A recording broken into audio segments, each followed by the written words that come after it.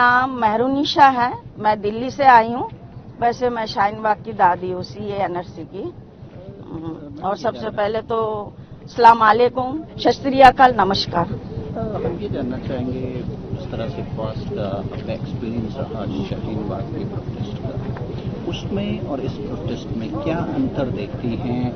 जो डायलॉग्स हो रहे हैं, क्या कोई नतीजे पे पहुंच पाएंगे या फिर से कई महीने सड़कों पे रहेंगे किसान? आप किसानों के बारे में बोलूं? पहले तो हम 13 महीना सिंधु बॉर्डर पे रहे।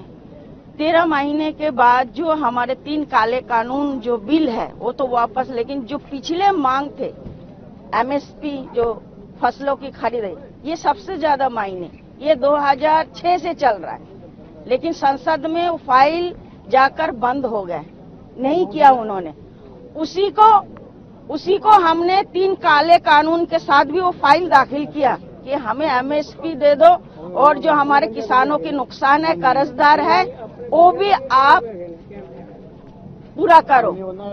उन 750 किसान जो शहीद हुए हैं उनको मुआवजा मिलना चाहिए, सरकारी नौकरी, और जो कर्जदार है उसको माफ कर दे। तो अमित शाह जो गृह मंत्री है, उन्होंने कहा कि आप छोटे छोटे ग्रुप बनाओ, 3 महीने का दे दो वक्त, हम पूरा कर देंगे, अब आंदोलन हटा लो। अब इस आंदोलन को किसके ऊपर नजर था? संयुक्त मोर्चे के ऊपर, कि संयुक्त मोर्चा क्या बोले। संयुक्त मोर्चे ने बोला ठीक है, उठा लो उठा लो। इसमें इन कमेटी का कोई हाथ नहीं था, ना कोई राजी था। वहाँ अगर हम डट कर और बैठते तो ये सारे मांगे भी हमारे पूरी हो जाती। उस वक्त क्यों नहीं दिया सरकार ने? मैं तो सरकार से सवाल करती हूँ, अगर दे देते तो आज हम सड़कों पे नहीं आते। अब है कि धीरे धीरे पूंजीपतियों का नजर है कि हमें ये फसल भी मिले, जमीन भी मिले, और ये जो जमीन के मालिक है ये नौकर बन जाए। क्यों भाई? इस हरियाल को किसने पहुंचाया? भारत से लेकर विदेश तक इन किसानों ने, हमारे पुरखों ने एक एक करके इकट्ठे किए हैं। आज हम कैसे दे दे उन गवर्नमेंट के हाथ में? क्यों दे दे? क्यों दे दे? आप अपना घर दे दोगे, अपने बच्चों के लिए सड़कों पे आओगे तो हम लड़ेंगे नहीं अपने हक के लिए? तो आज अगर हम लड़ रहे हैं तो हम आतंकवादी है, तो हम कहते हैं ठीक है, सीना ठोक के कहते हैं सरकार से, ठीक है अगर हम आतंकवादी है तो है, हमारा हक दो। आप यहाँ कब पहुँचे हैं, कब ज्वाइन किया प्रोटेस्ट? इस तरह से बॉर्डर पे देख रहे हैं पुलिस डिप्लॉयमेंट, बैरिकेडिंग है। वो तो पहले भी था, अब भी है, तोड़कर चले जाएंगे। हम तो विचारधारा की लड़ाई हम शांति से चाहते हैं। अगर सरकार को मंजूर है तो दे दे, बैठ के मीटिंग में बैठ के ये सब, नहीं तो ये भी बैरिकेड तोड़ दिए जाएंगे। ये हमारे बच्चों में जोश है, लेकिन हाँ हमारे लीडरों ने रोक रखा है, नहीं तो आज रातों रातों दोनों बैरिकेड टूट जाएंगे। लेकिन हम लीडरों को कहना, बड़ों का कहना मान रहा, मैं अपने बच्चों का कहना मान रही हूँ, लेकिन मुझे भी दिल करता कि इन बॉर्डरों को तोड़ दूं, और मुझे गोली खानी है तो मैं खाने के लिए तैयार हूँ। लेकिन मैं अपने पुरखों की जमीन, खेतीबाड़ी सरकार के हाथ में नहीं जाने दूंगी, गोली खाने के लिए तैयार हूँ। क्या आपको लगता है सरकार किसानों को विदिन लड़ाने का एक प्रयास कर रही है? जो 5 साल की MSP की बात की है, नौ जो बॉल है वो किसानों के पाले में है, जो किसान डिसीजन लेगा उसी आधार पर सरकार मानेगी, तो आपको क्या? नहीं देखिए, सरकार जो नियत ला रहा है वो गलत है।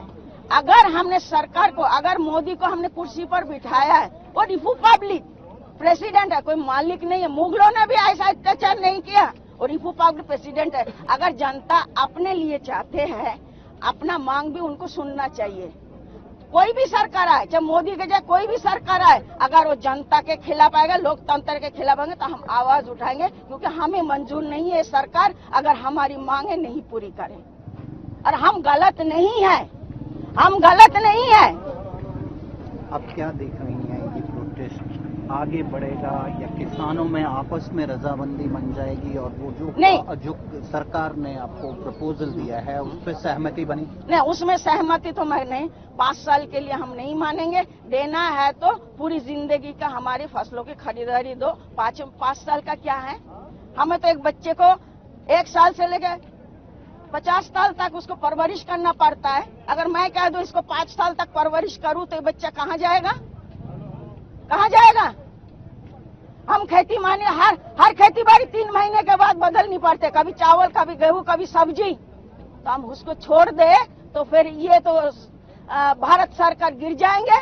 हमारे सारे इस देश के सामान विदेशों में जाता है। और सबसे बड़ा चीज है बासमती चावल, उस पे है नजर अडानी अंबानी की, क्योंकि वो विदेशों में जाता है। अरब कंट्री, लंदन, अमेरिका, सब जगह जाता है। चावल, गेहूं, चीनी सब जाता है हमारे भारत से, हर सुबह जहाज से। तो उसने अब इसमें नजर गड़ाया, वो हम नहीं होने देंगे। 2024 के चुनाव हैं, उसके मद्देनजर आपको क्या लग रहा है? किसानों के हाथ में पावर है, वो बदल पाएंगे? जो अगर मोदी मान जाता, कोई भी पहले भी कोई भी सरकार, हमें सरकार से कुछ लेना देना नहीं है। सरकार तो आनी है, चाहे मोदी रहे, चाहे राहुल रहे, चाहे बहन मायावती रहे। जो हमारा पक्ष में है, जो हमारे चीज को मानेगा, वो बैठे रहे। हमें राजनीति से कोई मतलब नहीं है, और यहाँ जितने भी है सब राजनीति नहीं है। लेकिन राजनीति में उन्होंने हर चीज को लिया है, दूध तक को भी नहीं बख्शा। दूध को भी उन्होंने जीएसटी में लगा दिए। क्यों? एक मासूम बच्चा माँ मर जाता पैदा करते, वो बच्चा कैसे परवरिश होता है? दूध पी के ना। अगर वही दूध 100 रुपए किलो है, एक मजदूर का 200 रुपए, तो 100 रुपए किलो अगर दूध बच्चा पीता, 100 रुपए पूरे फैमिली का हो जाएगा। मोदी हमें दे उस सवाल का जवाब। किसान दिल्ली की ओर जा रहे थे, लेकिन आप दिल्ली से यहाँ आए हैं, क्या जरूरत पड़ी? दिल्ली अल्टीमेटली गोल तो दिल्ली है। दिल्ली इसलिए जाना चाहता है कि हमारे सरकार सारे दिल्ली और सेंट्रल गवर्नमेंट है, हम उनके साथ विचारधारा मीटिंग करने चाहते हैं, तो दिल्ली तो जाना ही पड़ेगा। नहीं, आप दिल्ली से यहाँ आई हैं, लेकिन दिल्ली जाने का रास्ता दिल्ली जाने नहीं दिया जा रहा है ना, बॉर्डर खींचा है ना, तो बॉर्डर हटा दे, हम दिल्ली जाएंगे, शांति से हमारे साथ बैठ के मीटिंग करें। हमें क्यों नहीं आने दे रहा दिल्ली? अगर दिल्ली एक भारत का एक राजधानी है, एक सेंट्रल गवर्नमेंट है, वहाँ सारे मंत्री बैठते हैं, उनके साथ संसद में बैठ के अगर बात करना चाहे तो कहाँ जाए? दिल्ली तो जाएंगे ये। मोदी तो मेरे घर नहीं आएगा, वो तो महाराजा है, वो तो गरीब को भी यूं धक्का देता है, तू परे हट। तो हम भी तो चल के जाएंगे ना, हमारे बातों को माने। हम इसीलिए जा रहे हैं, हमारा कोई और इरादा कोई गलत नहीं है। अगर वो नहीं देंगे, यही बैठे रहेंगे जब तक बैरिकेड नहीं हटाएगा।